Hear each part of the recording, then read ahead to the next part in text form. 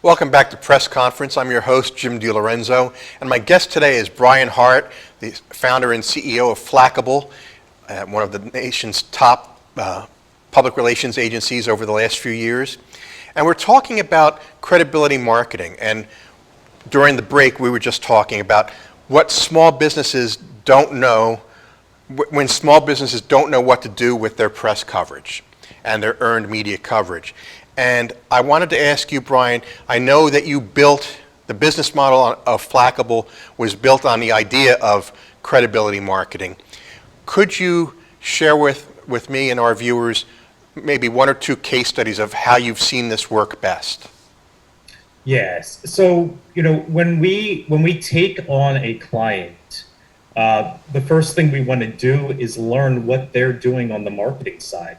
And this is especially important with small business clients to take that inventory because they're going to realize they've got some blind spots. We'll ask them who manages social media. Some of them don't have a clear answer when they get that question. And we talk to them, okay, well, what are you going to do when we do get you profiled in your local business journal? Who's going to do what? And that's when we open the door to give them guidance. So specific case studies, we'll go back to my very first client that I took on when I founded Flackable. I founded Flackable about 7.5 years ago. I was working for a big PR agency up in New York City. And I was sitting on my business plan, but I thought I was a year away from actually breaking away and launching it.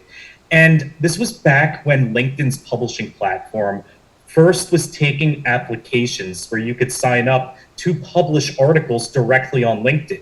So I applied, I got accepted, and I started publishing articles. And one of my very first articles that I published was on why third-party credibility is so important to financial advisors, where I talk about earning and leveraging third-party credibility. And this firm out in Los Angeles, they had just brought on a new head of business development. Her first job was to go out and find new PR representation. When she started her search, she came across my article on LinkedIn, gave me a call, and within a week, I quit my job and launched Flackable. They said what I wrote was exactly the mentality they were looking for. And they had worked with the PR agency prior to hiring me. The problem was they were getting press. It just wasn't translating into growth. Interesting. So I took on this wealth management firm out in Los Angeles, helped them integrate a credibility marketing system where we were getting them a steady flow of top tier press and then integrating it into multiple of their marketing verticals, getting it up on the website, promoting it widely on the website. We created an award strategy for them, made that a key component of the website. Where as soon as you go there, you see the credibility factor that they have. We took it beyond that and helped them integrate it into their email marketing and into a powerful social media strategy. So when I first started working with them, they were at about 220 million in assets under management. We helped them get up to 1.5 billion over the course of several years working with them. And that was the difference. They had worked with this other PR agency for a year or two. Saw almost zero asset growth during that time because they weren't fully leveraging the PR success that they were getting. The PR placements that they were getting with that other agency were on par with what we were doing. There wasn't a huge difference in the PR strategy. The difference was we were helping them build strategies to maximize the value of and impact of what they were doing. That was the big difference. And that was the catalyst for a lot of growth and success. That's exciting that's how you were able to start your business on your own with that thought in mind and making that the cornerstone of what you do. And I think for me as a fellow entrepreneur and public relations professional, that's an exciting story to hear because there are ways to connect with people who don't necessarily fully understand what public relations can do for them and don't fully understand what credibility marketing can do for them, but they were keeping an open eye and an open ear to the possibilities, and they found you, they saw what you wrote, and they were excited by that. If you could, Brian, share with me one other example of how you were able to get a client to buy into the credibility marketing and some of the good results that resulted from that, that grew from that. I think the way you describe it, being integrated into social media, being integrated into the overall marketing, making sure that it's a part of the website, those are all things that I think I preach as well, but sometimes they don't have the manpower to do that, and we end up doing a lot more than we anticipate. But if you could expound upon that. Yeah, no, absolutely. So, credibility marketing is certainly something that can be utilized for business development growth, but that's not always the end goal, or that's not always the primary goal or the exclusive goal. It can be utilized for recruiting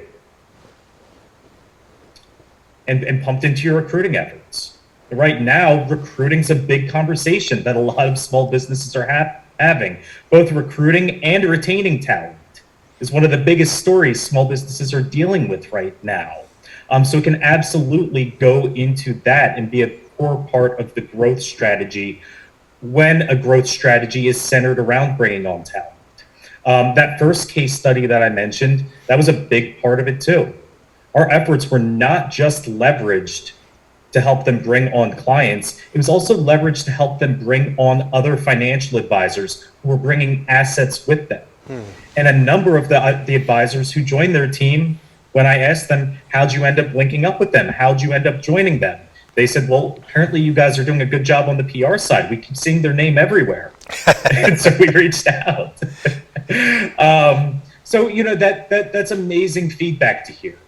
I've got a client, we've been working with this gentleman for about a year. He, just on our last client call with him, he said, I had this prospect who's got a considerable amount of assets. He said, after the first couple times talking to him, he thought it wasn't going to pan out. Out of the blue, the guy called him up because he had just read a Kiplinger article that our client had written and shared on social media. He wouldn't have found that Kiplinger article on his own, most likely. But because he saw it in his LinkedIn feed, read it, loved what it had to say, remembered the previous conversations he had with this advisor, called him, and this advisor ended up getting the business. And It was a very, very considerable piece of business that he was able to bring on. That's the power of it. And had our advisor just written his Kiplinger article and not done anything with it, he wouldn't have got that client. Sure. No way he would have gotten that client. So that's what I preach, and that's why it's so important for anybody who's going to invest time, resources into public relations. Whether you're funding an internal team to pursue it for you, spending your own time trying to do it yourself, or bringing on a consultant, an agency to come in and take the lead. There needs to be a plan in place or a plan developed on how to maximize the impact of that investment. That's what credibility marketing is all about.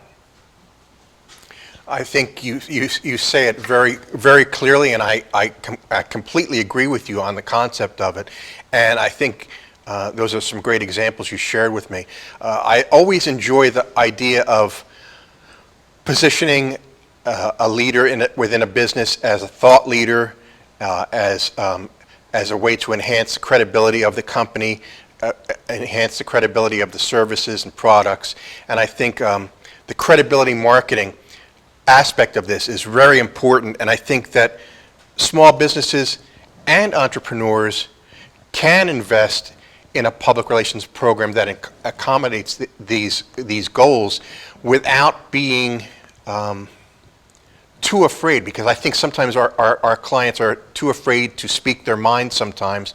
But if they have something that's compelling and they have a thought that's authentic and genuine, we can help them shape that message so that they can get something of value from that article or from that interview or from that opportunity. Brian, I really want to thank you again for being a guest today. We've had some interesting conversations over the last couple months, and I would like to continue this conversation in another way. And I will be happy to invite you back again in the near future. But unfortunately, we are running out of time for this particular episode. So again, Brian, thank you so much for sharing your thoughts and experiences with credibility marketing. I think it was very valuable today. Jim, thanks so much. My pleasure. And we will be back next week with another episode of Press Conference right here on RVN TV.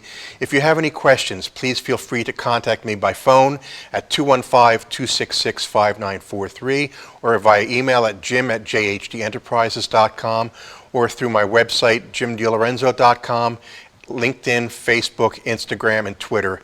We look forward to seeing you all again here very, very soon. Have a good day.